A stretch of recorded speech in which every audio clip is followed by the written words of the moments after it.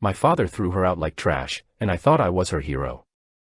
I spent every cent of my inheritance to keep her in my bed, breathing in her vanilla scent while the city burned outside. I felt like a king winning a forbidden war, until I woke up in an empty room and realized the terrifying truth. I wasn't her savior. I was just the final transaction in a game I never stood a chance of winning.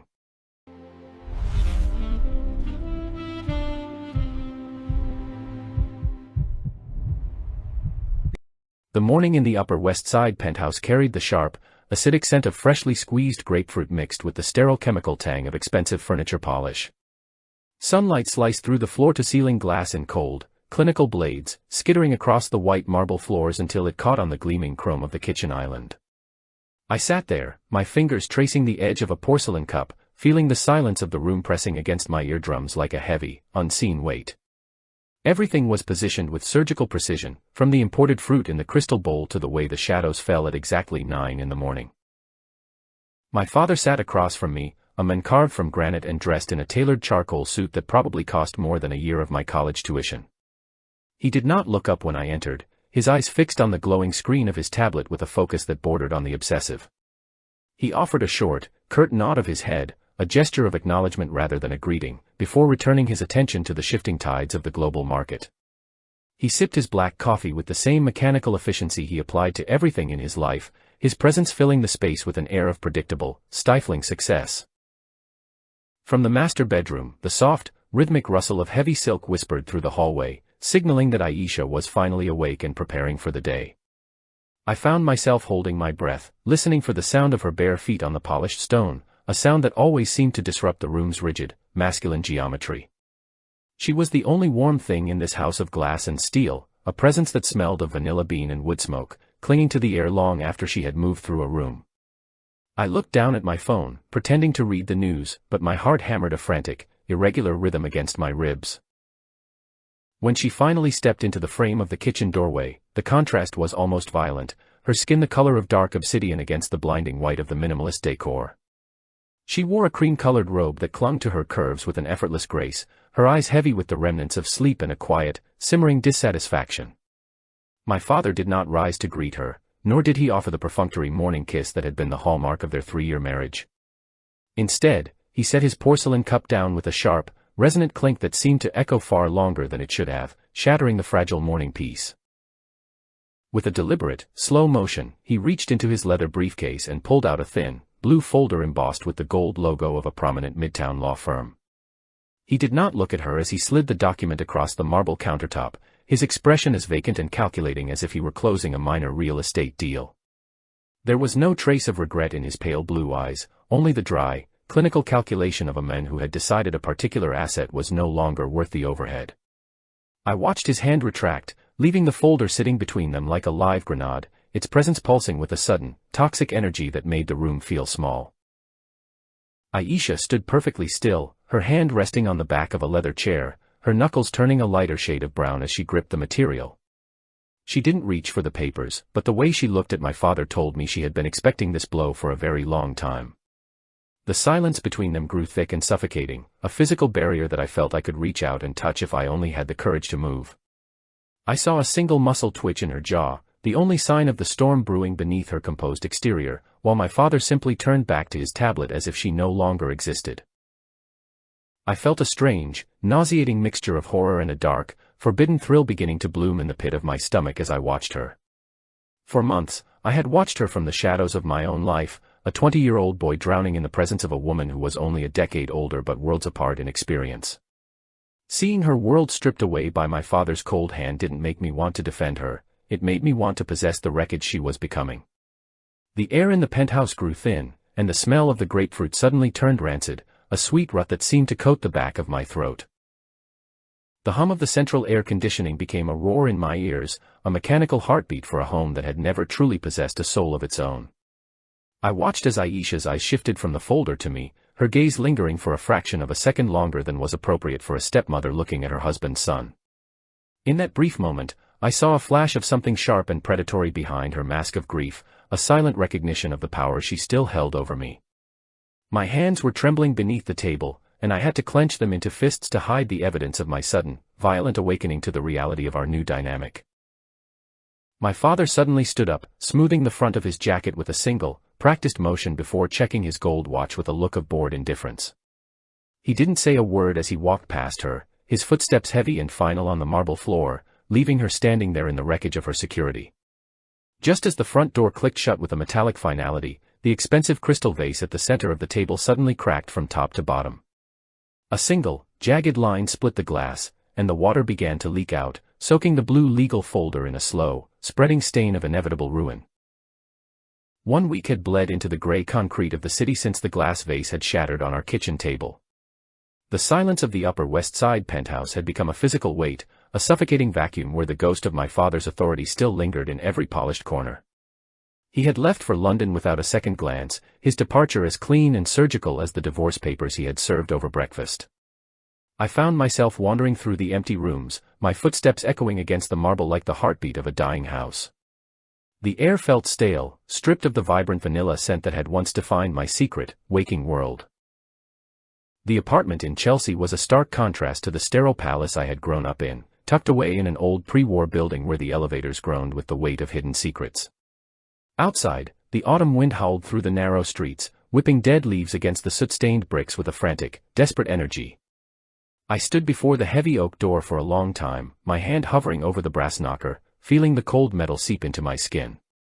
There was a strange, vibrating tension in my chest, a mixture of unearned guilt and a hunger that I could no longer pretend was just a son's concern for his father's discarded wife. When the door finally creaked open, the warmth from inside hit me like a physical blow, thick with the smell of unwashed laundry and the heavy, cloying scent of musk. Aisha didn't say a word as she stepped back into the shadows of the hallway, her silhouette a dark jagged edge against the dim amber glow of a single floor lamp. The grand rooms of the penthouse were gone, replaced by a cramped space filled with half-empty cardboard boxes that looked like miniature monuments to her sudden downfall. She was dressed in a simple black slip that seemed to absorb what little light remained, her dark skin shimmering with a faint sheen. I followed her into the main living area, where the floorboards groaned under my weight, a sharp contrast to the silent marble of my father's kingdom. She sat down on the floor in the center of the room, surrounded by piles of discarded silk and velvet, her long legs tucked beneath her with a feline grace that felt both vulnerable and dangerous. The wind rattled the large, soot-streaked windows, sounding like thousands of tiny fingers trying to claw their way inside. I stood over her, feeling my height and my name like weapons I didn't yet know how to wield, looking down at the woman who had been the focal point of my silent obsession. "You shouldn't be here," she whispered, her voice a low, melodic friction that seemed to vibrate directly against the marrow of my bones. She didn't look up at me, her gaze fixed on a small silver picture frame that lay face down on the dusty floorboards. Her fingers traced the edge of the metal with a slow, hypnotic rhythm, and I noticed for the first time that her nails were bitten down to the quick. It was a crack in her perfection, a human weakness that made my heart hammer against my ribs with a renewed, predatory intensity. I wanted to reach out and pull her from the floor, to prove that I was the man she needed now. I knelt beside her, the smell of her skin rising up to meet me, an intoxicating blend of expensive perfume and the raw, salt-tinged scent of real sweat. The room felt smaller now, the shadows stretching out to wrap around us until the rest of the city vanished into the swirling gray mist beyond the glass. I reached out, my hand trembling slightly as I placed it on her bare shoulder, expecting her to flinch or pull away from the touch of her former husband's son. Instead, her skin was searingly hot, a feverish heat that seemed to burn right through my palm and ignite something dark and ancient in my blood. She turned her head slowly, her dark eyes searching mine with an intensity that made me feel like I was being dissected under a microscope. There was no sadness in her expression, only a hard, shimmering intelligence that saw through my clumsy attempts at being the noble protector. She leaned into my touch, her weight a heavy, demanding presence that forced me to shift my balance, bringing us closer until I could feel the heat of her breath against my neck. In that moment, the power dynamic shifted so subtly that I didn't even notice the trap closing around my throat. I felt like a king, but I was just a subject. "He left me with nothing, you know," she murmured, her lips barely grazing the skin of my jaw as she spoke the words into the silence. "He took the accounts, the cars, even the jewelry he bought for our second anniversary, claiming it was all his to reclaim." Her hand came up to rest on my chest, her fingers splaying out over my heart as if she were measuring the rhythm of my life. I felt the urge to give her everything I owned, to empty my own bank accounts just to erase the bitterness from her tone. She wasn't just a woman in need, she was an architect building a new world out of my desperation. The first kiss was not a gentle thing, it was a collision of two desperate forces, tasting of cold gin and the bitter iron of suppressed rage. It was the taste of every forbidden thought I had ever harbored while sitting across from her at the dinner table under my father's watchful eye. Her mouth was a dark, inviting void that swallowed my hesitation whole, drawing me deeper into a reality where the rules of the Upper West Side no longer applied. I felt the floorboards beneath us, hard and unforgiving, but they felt like the only solid ground left in a universe that had suddenly tilted on its axis. As we moved together on the floor among the boxes of her old life, the city lights outside blurred into long streaks of amber and white against the dark sky. I was no longer the 20-year-old boy who spent his days reading law books and preparing for a future that my father had carefully mapped out for me. I was something else entirely, a creature of impulse and heat, fueled by the scent of her hair and the friction of her skin against mine. Every touch was an act of rebellion against the man who was currently sleeping in a luxury hotel 3,000 miles away across the cold Atlantic Ocean. She guided my hands with a silent, expert precision, showing me the landscape of her body as if it were a map of a territory I was destined to conquer. But even as I felt the surge of masculine pride, a small, cold voice in the back of my mind whispered that I was being led, not leading. She moved with the confidence of someone who had played this game 1,000 times before, her responses timed perfectly to keep me hovering on the edge of total sensory overload. I was drowning in her, and the terrifying part was that I was more than willing to let the water fill my lungs if it meant staying here. Hours seemed to melt away into the thick, humid air of the apartment, leaving us tangled in a heap of silk and shadows as the storm outside finally began to break. The silence that followed was different from the silence of my father's house, it was heavy with the weight of things that could never be unsaid or undone.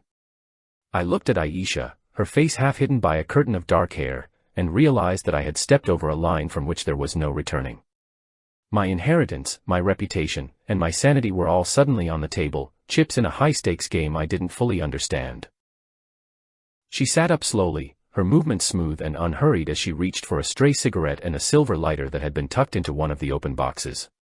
The flare of the flame illuminated her face for a second, casting long, demonic shadows against the peeling wallpaper of the Chelsea flat. She took a long drag and blew the smoke toward the ceiling, her eyes never leaving mine as she leaned back against a stack of books. "You are so much more generous than your father," she said, her voice dripping with a sweetness that felt like a coat of honey over a sharpened razor blade. I reached out to touch her again, needing the physical reassurance of her skin to keep the rising tide of anxiety at bay, but she gently caught my wrist. Her grip was surprisingly strong, her fingers circling my bone like a velvet handcuff, and for a moment, the temperature in the room seemed to drop 20 degrees. "We have to be careful, little lion," she whispered, using a nickname that felt both intimate and patronizing. "Your father has eyes everywhere, even when he is across the ocean, and he does not like it when people play with his discarded toys." I felt a shiver of genuine fear. The realization that I was now an accomplice in a betrayal that would ruin me if discovered hit me with the force of a physical blow to the stomach. I looked around the room, seeing the boxes not as remnants of a move, but as the walls of a cage that was slowly being constructed around my life. Yet, when she leaned forward and pressed a lingering kiss to the center of my palm, the fear vanished, replaced by an intoxicating surge of devotion.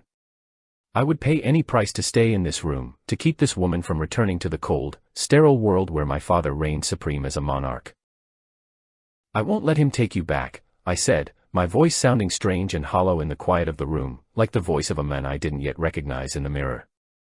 She smiled then, a slow, spreading expression that didn't quite reach her eyes, which remained as cold and watchful as the surface of a frozen lake.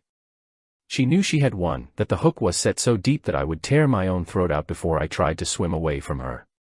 The wind outside gave one last, mournful howl before dying down, leaving us alone in the gathering gloom of the early morning hours in Manhattan.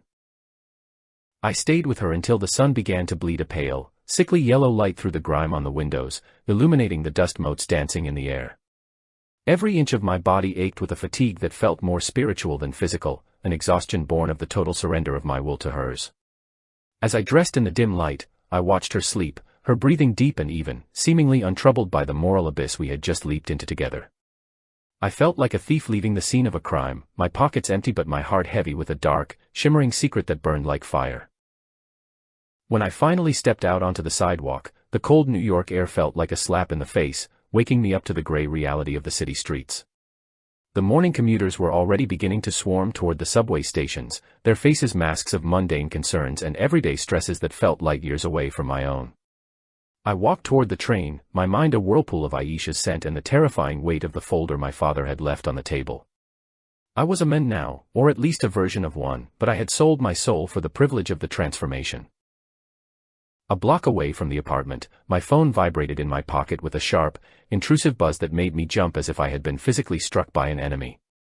It was a text from my father's personal assistant, reminding me of a lunch meeting at the club to discuss the management of my trust fund assets. The irony of the timing was a bitter pill to swallow, a reminder that the money I was about to manage was the only thing keeping me in Aisha's orbit.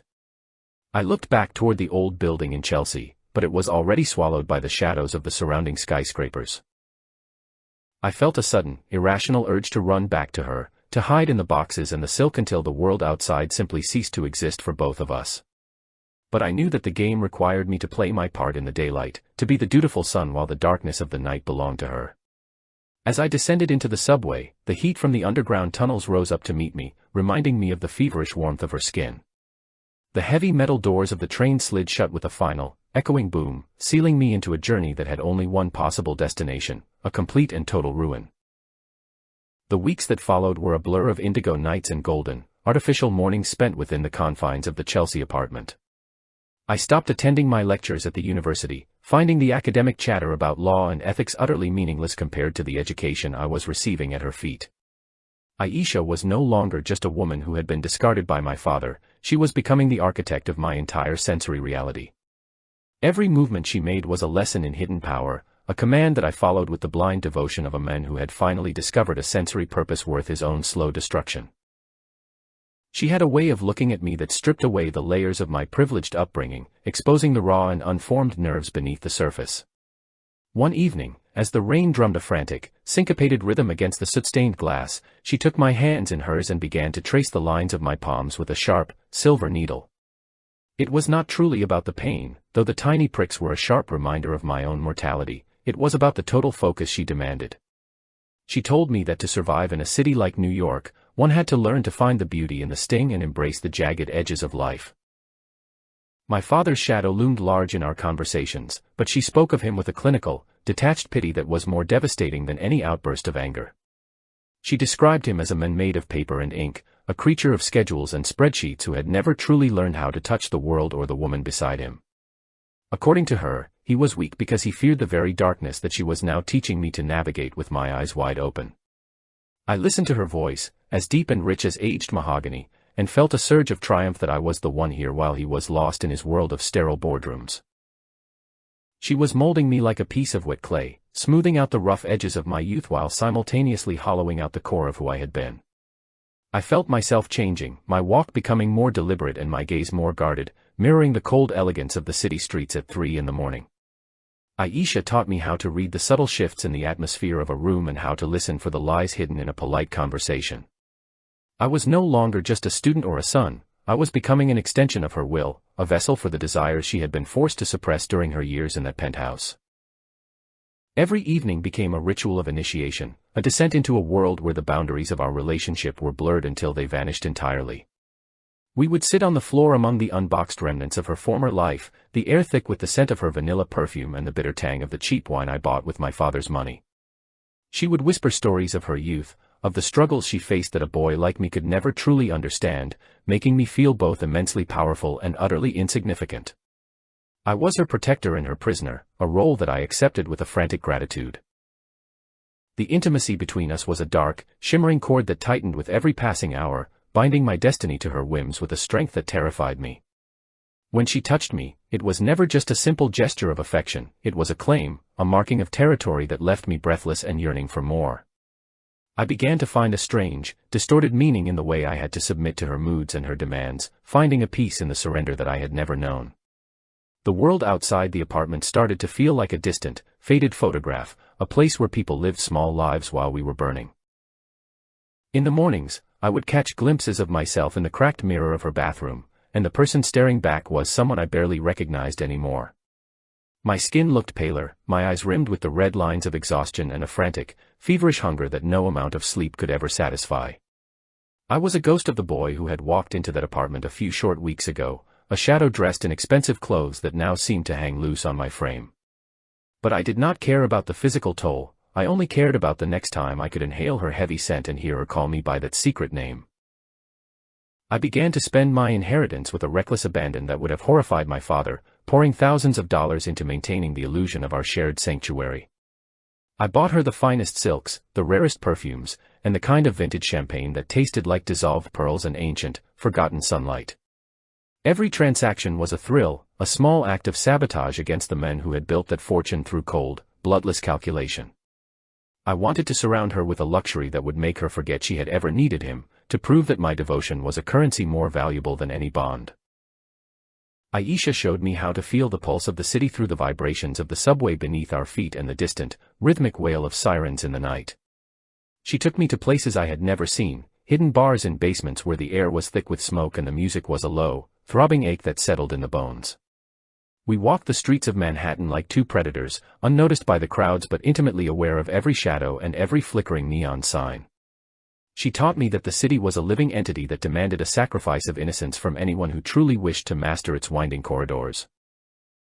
Her manipulation was so subtle that I often mistook it for a form of profound, transcendent love that only the two of us were capable of experiencing in this cold world. She would withhold her attention for hours, leaving me to wander the apartment in a state of mounting anxiety, only to pull me into her arms with a sudden, crushing intensity. This cycle of hunger and satiation became the heartbeat of my existence, a drum that I marched to without any question. I was becoming a man who could endure anything as long as the reward at the end was a soft word from her lips or the feel of her dark hands against my face. I would think of my father in London, perhaps sitting in a boardroom or dining with colleagues, and the contrast between his life and mine felt like a yawning, bottomless chasm. He lived in a world of light and order, while I had chosen the shadows and the beautiful, chaotic mess of the world Aisha created. I felt a surge of bitter pride at the thought that I had stolen his most prized possession, the woman he thought he could simply discard like a broken piece of furniture.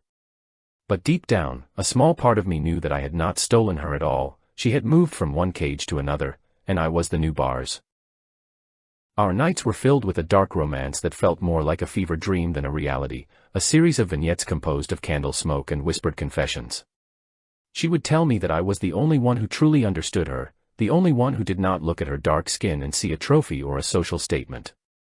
I drank in her words like a man dying of thirst, ignoring the way her eyes would sometimes wander to the window as if she were looking for a way out. We were two broken pieces that seemed to fit together, but I was starting to realize that her edges were much sharper than mine, and I was bleeding. She would make me perform small, humiliating tasks just to see if I would comply, like kneeling on the floor to polish her shoes or waiting for hours in the rain for a specific flower. I did them all with a grim, silent satisfaction, finding a strange kind of dignity in the absolute nature of my subordination to her whims. Each task was a brick in the wall I was building between myself and my past, a past that now felt like it belonged to a different person entirely. I was learning the true meaning of power, not the kind that comes from a bank account, but the kind that comes from the total possession of a will. There were moments when the mask would slip, and I would see a flicker of calculation in her eyes that made my blood run cold for a fleeting, terrifying second. She would mention my father's temper or the vast network of people he could call upon to ruin anyone who crossed him, her voice trailing off into a meaningful silence. It was a reminder that our paradise was built on a foundation of shifting sand, and that the man I was betraying was still a powerful force. But then she would touch the back of my neck, her fingers cold and possessive, and the fear would dissolve back into the intoxicating haze of our life. The apartment in Chelsea began to feel like the entire world, its four walls expanding to contain all the passion, pain, and twisted beauty that I could ever experience. The smell of her vanilla-scented cigarettes lingered in my clothes, a brand that marked me as hers even when I was walking through the crowded streets of Midtown Manhattan. I could feel the texture of her skin even when we were apart, a ghost sensation that kept me anchored to her regardless of the distance. We were living in a cocoon of our own making, oblivious to the fact that the silk we were spinning was slowly starting to suffocate us both. I believed I was becoming a man under her tutelage, someone who understood the complexities of the human heart and the dark machinery of the world. I felt a sense of maturity that my peers at the university could never hope to achieve, a weight of experience that made their concerns seem childish and trivial. But the truth was that I was only becoming the man she wanted me to be, a carefully tailored version of myself designed to serve her needs and stroke her ego. I was a puppet who had been given the illusion of consciousness, unaware that the strings were being pulled by hands far more experienced than my own. The weather in the city turned colder, the biting winds of late autumn beginning to rattle the window panes with an aggressive, persistent force that felt like an omen. We spent more time huddled together in the bedroom, the only place where the heater seemed to work with any degree of consistency, creating a small island of warmth in the gray. I felt a growing sense of urgency, a need to lock the doors and shutter the windows against a world that I knew was coming to reclaim what I had taken. But Aisha seemed strangely calm, her movements becoming even slower and more deliberate as the nights grew longer.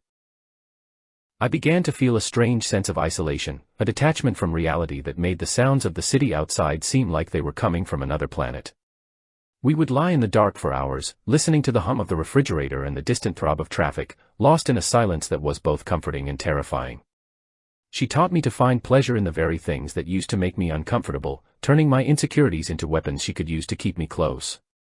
The financial cost of our life was starting to mount, but I pushed the thought away, preferring to drown in the immediate reality of her presence. On the last evening of our relative peace, I brought home a necklace of black pearls, their dark surfaces gleaming like the eyes of deep-sea creatures in the dim lamplight. I watched as she fastened it around her throat, the cold gems contrasting beautifully with the warmth of her dark skin, and felt a surge of possessive triumph. It had cost me a significant portion of my remaining liquid assets, but the look of genuine pleasure on her face was worth every cent of the impending financial ruin. We drank the last of the champagne, toasted to a future that neither of us could clearly see but both of us were chasing. The silence of the apartment was suddenly and violently shattered by the sharp, intrusive ringing of the telephone, a sound that felt like a physical intrusion into our sanctuary.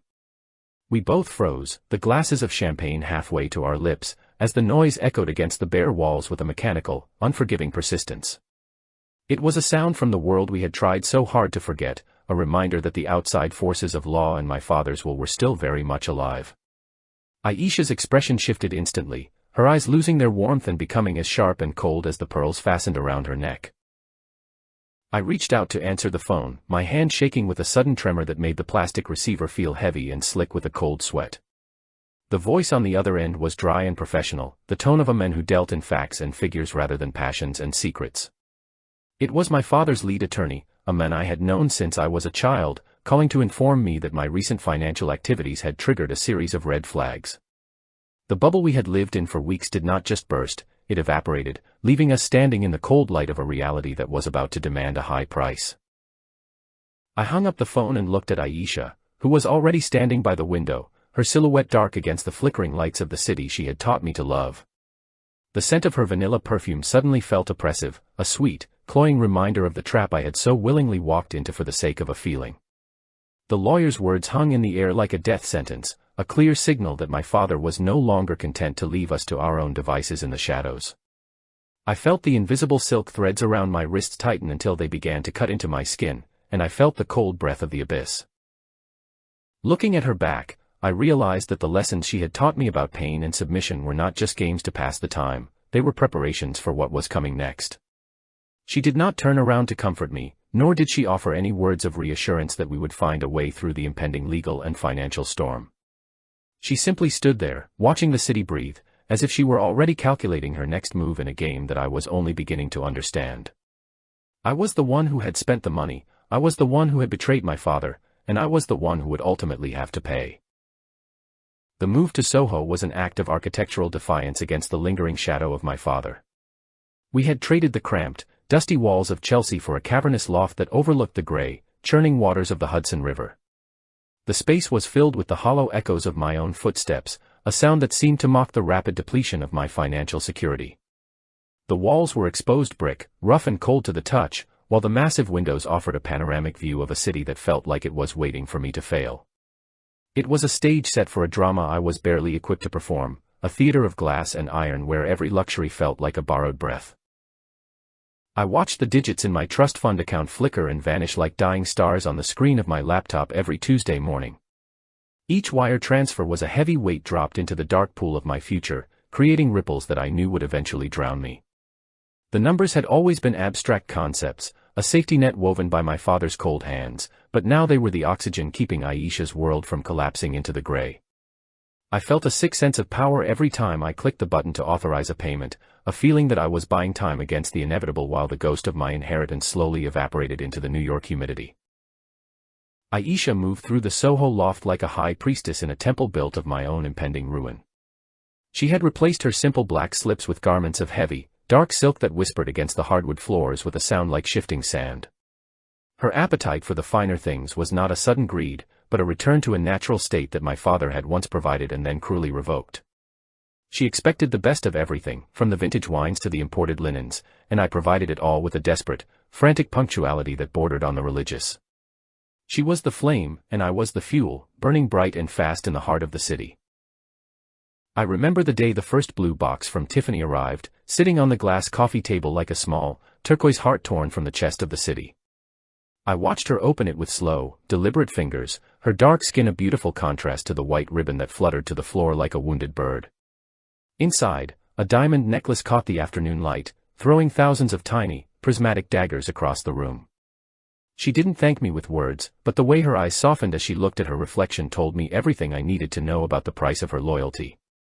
The weight of the gems on her neck was the weight of my soul being bartered for a smile. My life became a series of sensory transactions, each one designed to deepen the bond that I felt was the only thing tethering me to reality. I would spend hours wandering the aisles of high-end boutiques, my skin crawling with the eyes of the sales staff who recognized the smell of unearned wealth and desperation. I bought her scents that were custom blended to match the vanilla and wood smoke I associated with her presence, creating an olfactory cage that surrounded us both. Every cent I spent was a brick I was laying to reinforce the walls of the secret kingdom we had built in the heart of Manhattan, a place where the air was always thick and sweet. She mastered the art of making me feel like her only protector, a role that I embraced with a hunger that should have warned me of my own vulnerability. She would often rest her head on my chest in the quiet hours of the afternoon, whispering about how terrified she was of the cold world beyond our windows. She spoke of my father as if he were a ghost who might reappear at any moment to reclaim the space she occupied, a narrative that fueled my desire to spend even more. I was her knight, her savior, and her bankroll, and I reveled in the poisonous sweetness of her fabricated dependency while the city lights flickered like a dying heartbeat outside. There were times when the horror of what I was doing would strike me with the force of a physical blow, usually in the sterile, fluorescent light of a bank lobby. I was systematically dismantling the legacy that had been meant for my children and my children's children, all for the sake of a woman who had once been my father's wife. The contradiction of it was a bitter iron taste in the back of my throat, a constant companion to the euphoria of being with her. I was a man living on borrowed time and stolen capital, walking a tightrope over a canyon of moral and financial bankruptcy while pretending that the view from the top was worth the fall. One particularly stormy evening, the rain lashed against the loft's massive windows with a violent, rhythmic intensity that made the glass seem to groan under the pressure. The Hudson below was a dark, roiling mass, reflecting the frantic flickering of the lightning that split the sky over the New Jersey skyline. Inside, the air was warm and heavy with the scent of jasmine and the expensive tobacco Aisha had taken to smoking in long, elegant holders. I was sitting at the oak dining table, trying to make sense of a pile of mounting credit card statements that seemed to grow even as I stared at them, their numbers mocking my desperate attempts at control. Aisha walked over to me, her footsteps silent on the thick Persian rug I had purchased for her only 3 days prior. She placed her hands on my shoulders, her touch light but possessing a weight that seemed to press directly into my lungs. She leaned down, her lips brushing the shell of my ear, and her voice was a low, melodic tremor that sent a shiver of pure, unadulterated dread through my entire body. "Your father called me this afternoon," she murmured, the words falling into the quiet room like stones into a still pond. I felt the air leave my chest in a sharp, painful rush, and the world seemed to tilt on its axis for one long, terrifying moment. The silence that followed was so absolute that I could hear the rhythmic ticking of the vintage clock on the mantel, each second a small explosion in my brain. I didn't turn around, afraid that if I looked into her eyes, I would see the calculations she was making behind her dark, shimmering irises. My father had reached out, a move that felt like a direct assault on the fragile sanctuary I had sacrificed my future to build. He was a predator who didn't like to lose, and his sudden interest in his discarded property was a signal that the truce of the last month was officially over. The storm outside seemed to find its way into the very marrow of my bones. "He wants to discuss the terms of a possible reconciliation," she continued, her fingers tightening slightly on my shoulders, her nails digging into the soft fabric of my sweater. She didn't sound excited, but there was a certain clinical detachment in her tone that terrified me more than any show of emotion could have. She was a woman who had seen the bottom of the world, and she knew exactly what my father's name and money could provide. I felt a surge of possessive rage, a burning desire to erase the very memory of his voice from her mind using only the power of my own checkbook. I was prepared to burn the world down just to keep her standing in my fire. I stood up abruptly, knocking the heavy chair back against the floorboards with a sound like a gunshot, and turned to face her in the dim, amber light of the loft. She looked as beautiful and untouchable as the diamonds I had bought her, her face a mask of calm curiosity as she watched my reaction. The fear of losing her was a physical pain, a sharp blade twisting in my gut that made it impossible to think of anything but keeping her here at any cost. I walked to the computer, my fingers flying across the keys with a frantic, desperate energy as I accessed the last of my liquid reserves. I was gambling with my life, and I didn't care about the odds. In that single, feverish night, I authorized a wire transfer that would leave my account practically hollow, doubling the already substantial balance I had established for her personal use. I watched the confirmation screen appear, the green check mark a symbol of my total and utter surrender to the dynamic she had so masterfully created. It was a ransom payment to the gods of my own obsession, a desperate attempt to outbid the men who had taught me everything I knew about the value of a human soul. I showed her the screen, the glowing numbers a testament to the fact that I was willing to ruin myself for her, and she watched with a chilling, silent grace. She looked at the screen for a long time, the blue light of the monitor reflecting in her dark eyes like twin moons rising over an obsidian sea. A slow, subtle smile spread across her lips, a look of triumph that she didn't even bother to hide from me in the darkness of the room. She leaned in and kissed me, her mouth tasting of the expensive wine and the cold, metallic tang of the money that now sat between us like a physical wall. I knew in that moment that I had not saved her from my father, I had only ensured that I would be the one standing in the center of the wreckage when the storm finally hit the city and swept us all away into the dark.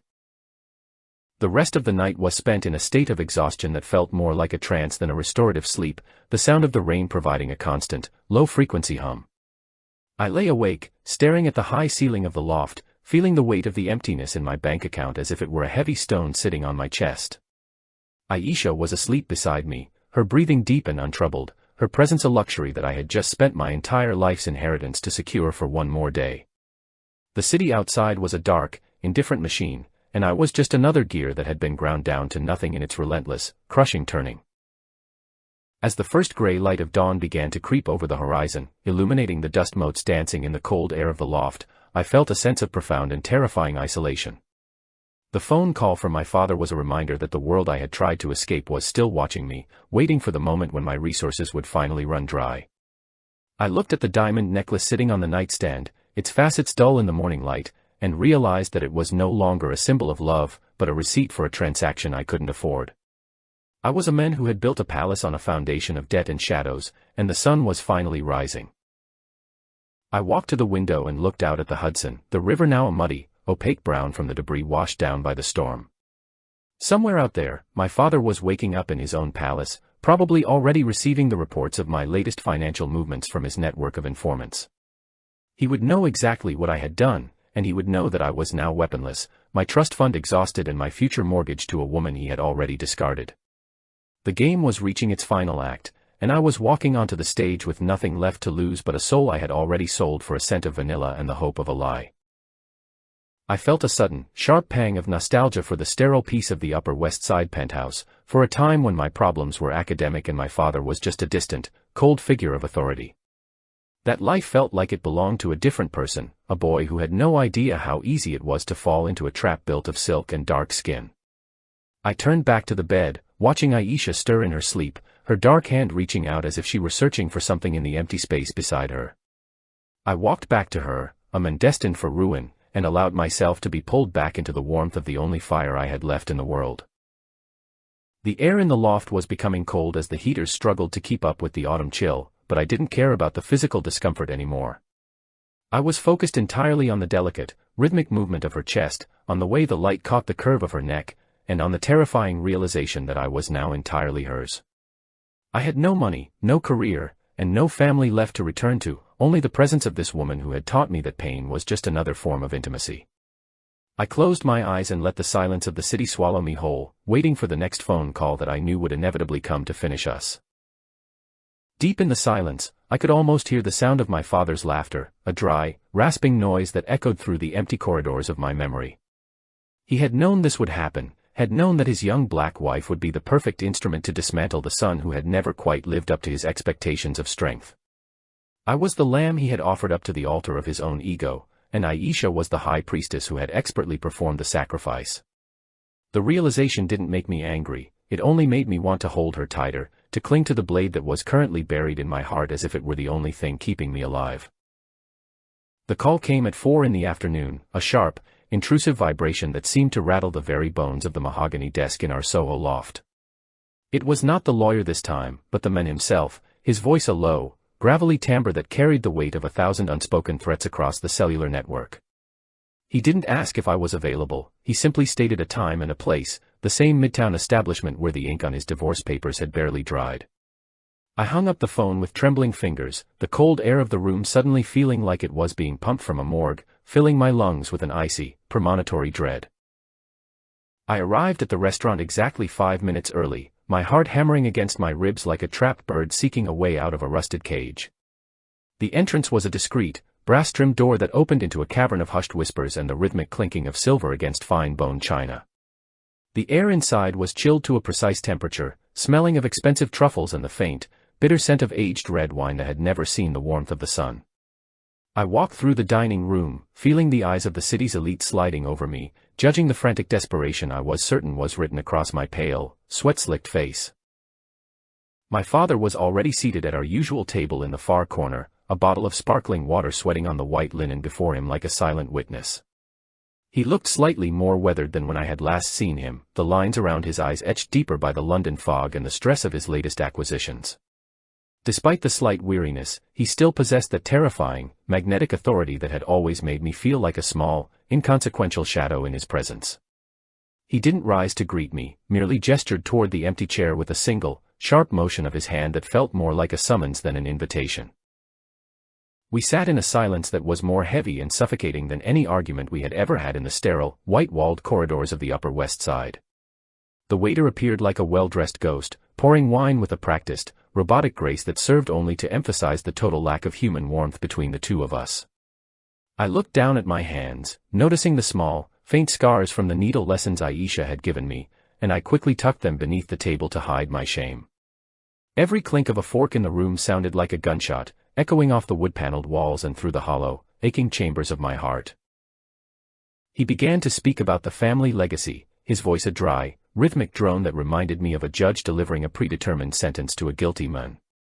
He used words like heritage, continuity, and responsibility as if they were holy relics rather than the blunt tools of his psychological manipulation and control.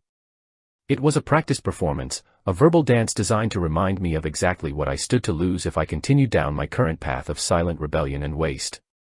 I listened to him, feeling the cold weight of the keys to the Soho loft in my pocket, a physical anchor in a world that was rapidly spinning out of control.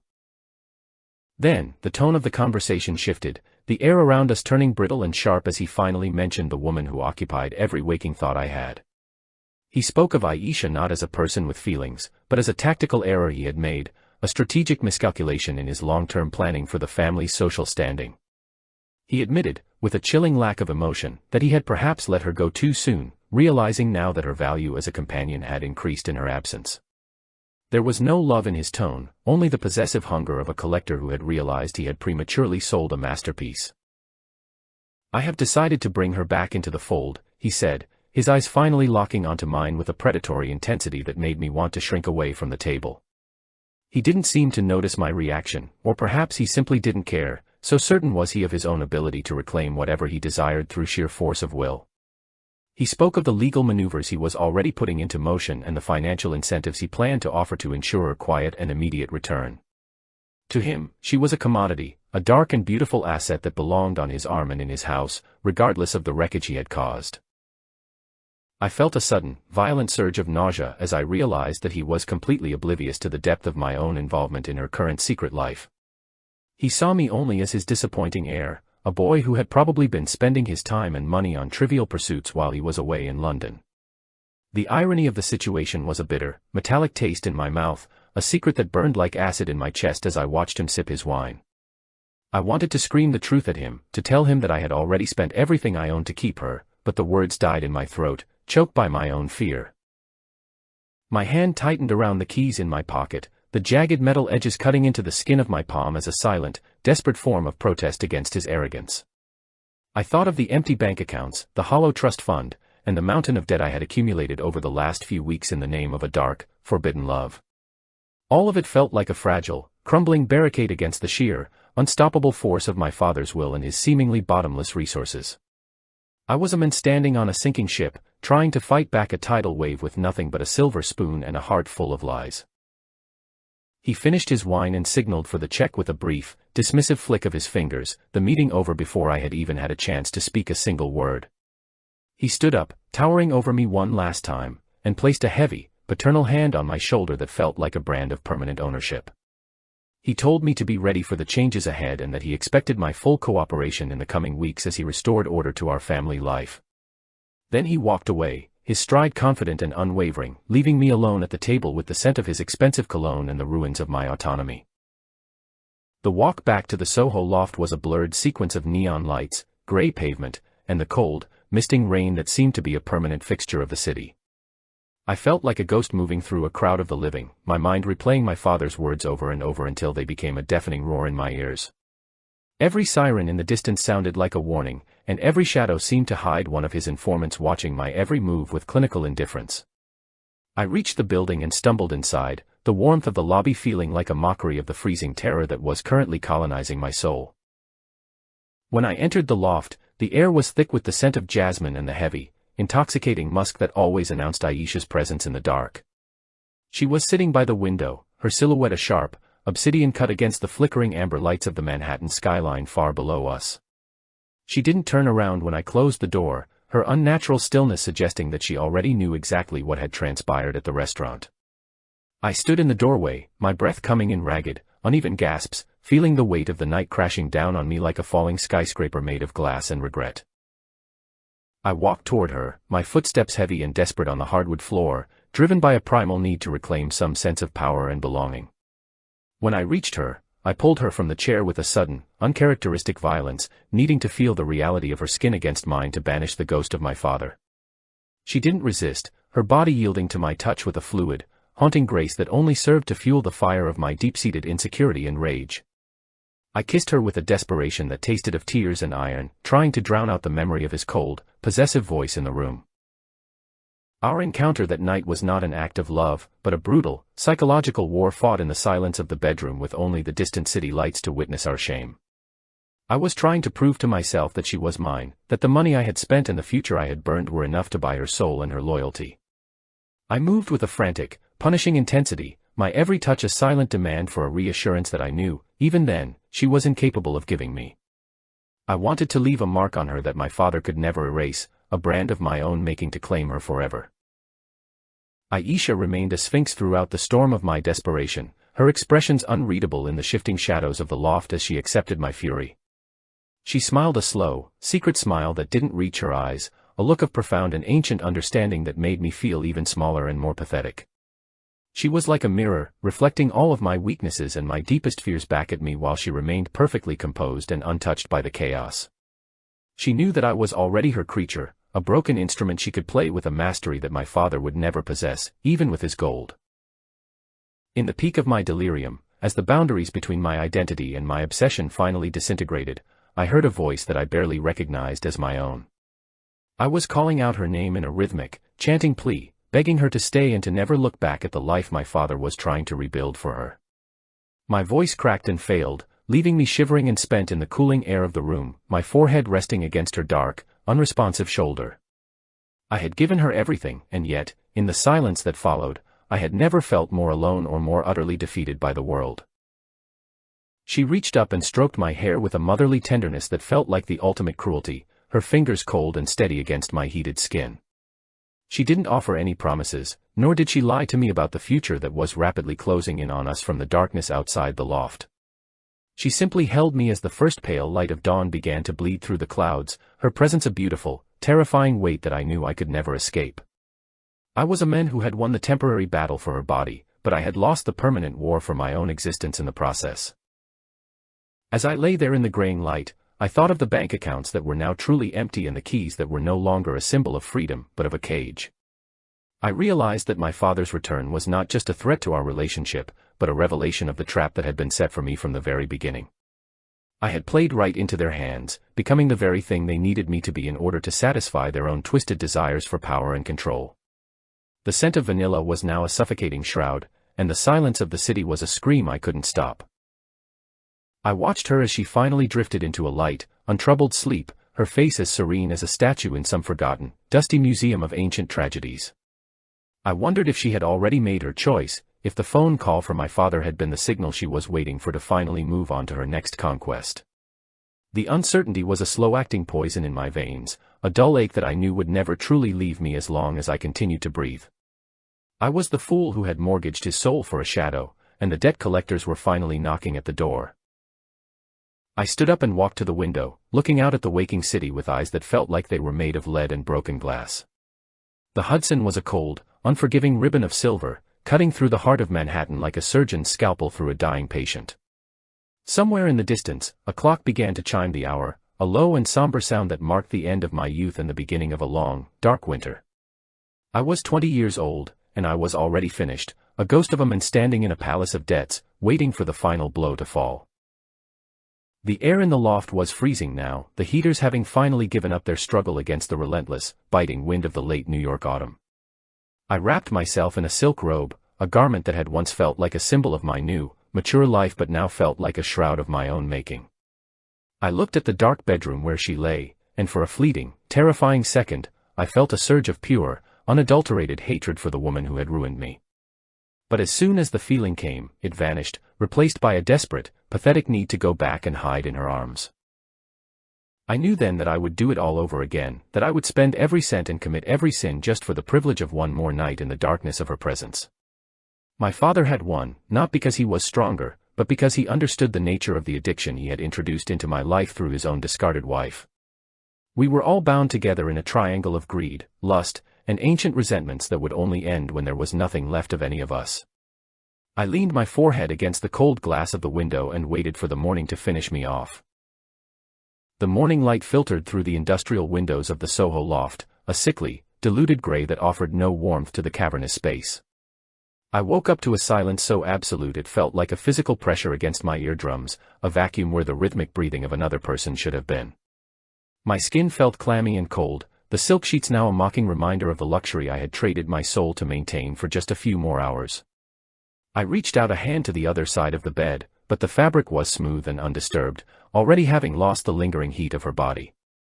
The air was stripped of its usual vanilla sweetness, replaced by the sterile, metallic scent of a city that had finally finished chewing me up. A sharp, mechanical click echoed through the empty hallway, the unmistakable sound of the heavy front door falling into its frame with a finality that vibrated in my chest. I sat up abruptly, my heart thumping a frantic, irregular rhythm against my ribs as I looked around the room with wide, sleep-crusted eyes. The shadows in the corners seemed deeper, more predatory, as if the very walls of the loft were closing in to witness my impending realization. I called out her name, but my voice was a thin, raspy thread that was immediately swallowed by the vastness of the empty apartment. There was no answer, only the distant, muffled roar of the morning traffic beginning to swarm over the Manhattan bridges like a fever. I forced myself out of bed, my legs feeling weak and hollow as I stumbled toward the walk-in closet that had once been overflowing with the expensive silks I had bought her. The heavy mahogany doors stood wide open, revealing a row of empty hangers that chimed against each other in the draft like skeletal fingers. Every designer dress, every pair of Italian leather shoes, and every custom-blended bottle of perfume was gone, leaving behind only the faint, ghostly scent of wood smoke and betrayal. The realization hit me with the force of a physical blow to the solar plexus, making me double over as I clutched the cold metal of the doorframe for support. She hadn't just left, she had been erased. I scrambled toward the small wall safe hidden behind a piece of abstract art, my fingers trembling so violently that I could barely punch in the digital code. When the heavy door finally swung open, I saw nothing but a dark, empty void where the last of my family's heirlooms and my remaining cash reserves had been stored. The black pearls, the diamond watches, and the stacks of $100 bills were gone, vanished into the New York morning along with the woman who had taught me how to worship them. I felt a cold, numbing sensation spread from my fingertips to my heart, a paralysis born of the sudden understanding that I was now entirely and utterly alone in the world. I lunged for my laptop, my vision blurring as I logged into my various banking portals, praying for a mistake, a technical glitch, or a hidden reserve I had forgotten. But the screens all reflected the same devastating truth: every account had been drained, every line of credit maxed out, and every asset liquidated to a balance of exactly zero. The numbers glared at me in a harsh, clinical blue light, the digital equivalent of a death sentence written in the cold language of finance. I had spent 20 years of inheritance and a lifetime of potential in less than 2 months, and the result was a hollow shell of a life that was about to be reclaimed by the bank. I walked back to the bedroom, my footsteps sounding like lead weights on the hardwood floor, and noticed the nightstand for the first time in the growing morning light. A half-empty bottle of vintage wine stood next to a single glass, its dark red residue looking like a dried blood stain on the polished wood surface. Beside the bottle lay a small, cream-colored envelope, the heavy paper embossed with the same logo of the hotel where my father used to conduct his most private business. I reached for it, my hand shaking with a premonition so strong it made my teeth chatter, the paper feeling unnaturally heavy and cold between my fingers as I pulled out the single sheet of stationery. The handwriting was hers, an elegant, flowing script that I had once found beautiful but now saw as the precise, looping signature of a master assassin. There were no words of affection, no explanations of her departure, and no hollow promises that we would one day find our way back to each other in the dark. There was only a single 10-digit phone number, my father's private line, and a short, brutal sentence that felt like a hot iron being pressed against my naked brain. The ink was dark and thick, as if she had lingered over the words to ensure they would burn themselves into my memory forever. He paid much more for your tuition. In that singular, frozen moment, the thick veil of my obsession finally shredded, exposing the grotesque and calculated architecture of the nightmare I had been living. The meetings with the lawyers, the sudden divorce, the chance encounters in the shadows of Chelsea, it had all been a meticulously choreographed performance designed for an audience of one. My father hadn't just discarded her, he had hired her to be the most expensive and effective teacher a foolish, rebellious son could ever have. The entire ordeal was a lesson in the cold reality of power and the absolute price of betrayal, a psychological flame disguised as a dark, forbidden romance. The realization of their collaboration was a nauseating wave that crashed over me, making me sink to the floor as the room began to spin in a slow, sickening circle. They hadn't been enemies fighting over a woman, they had been business partners working together to dismantle the only thing that could ever threaten my father's absolute control over the family. He wanted to show me how easily I could be bought, how quickly I would discard my future for a scent of vanilla, and how little I truly understood about the world he ruled. He had used my own lust and my own desperation to hollow me out, ensuring that I would never have the strength to challenge him again. I closed my eyes and could almost see them together, standing on the balcony of the Upper West Side penthouse while the sun set over the city they both possessed.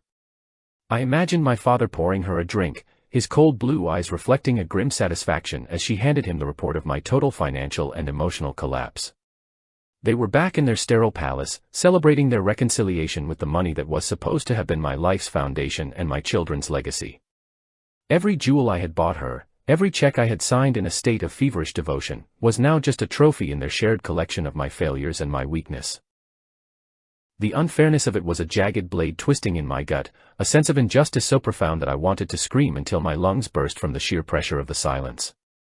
I had been a pawn in a game I didn't even know was being played, a tool used to fix a marriage that was built on the same cold calculation as a hostile corporate takeover. My father had taught me a lesson in heritage, not through words of wisdom, but through the systematic destruction of everything I thought I loved.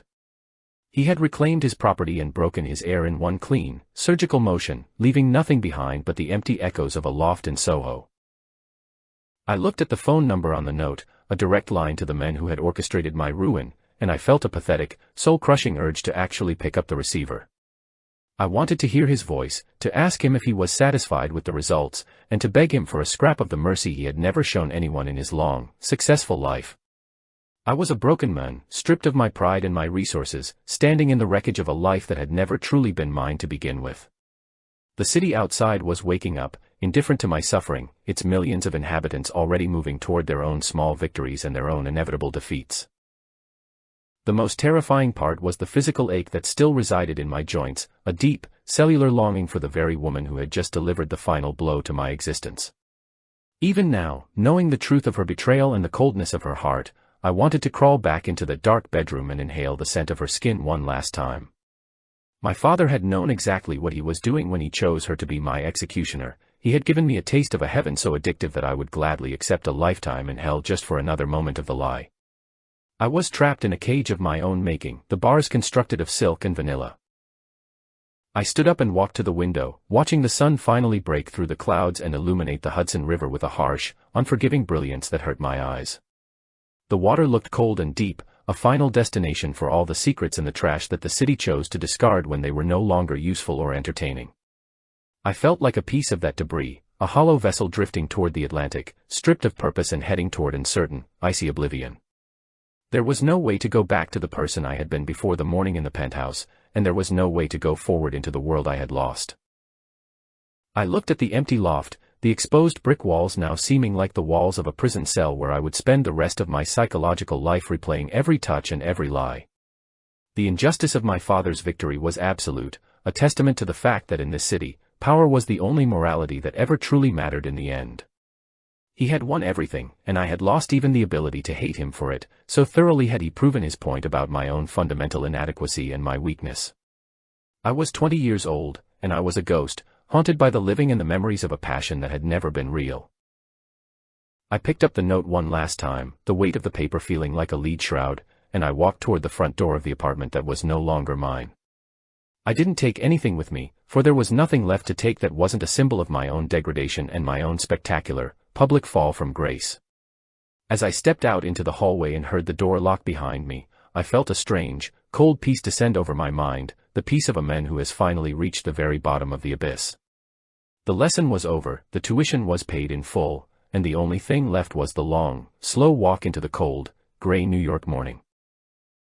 As I reached the street level, the first gust of winter wind bit through my thin shirt, reminding me that I no longer possessed the protection of my father's name or his vast, insulating wealth.